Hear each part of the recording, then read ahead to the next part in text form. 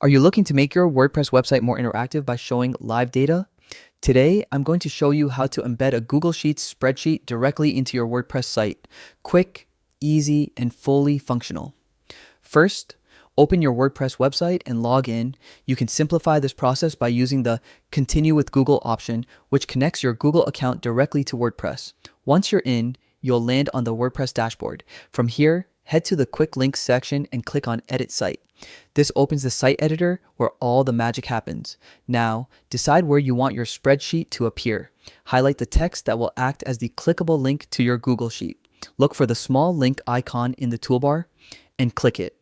A field will appear where you can paste the URL of your Google Sheets document.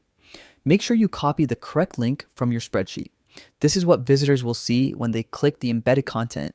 After pasting the link, hit the confirm button. Just like that, your selected text becomes a live hyperlink that opens your Google Sheets spreadsheet. The final step is saving your changes in the site editor. Click ici options at it says save or see solve, and your website is now updated with the embedded spreadsheet.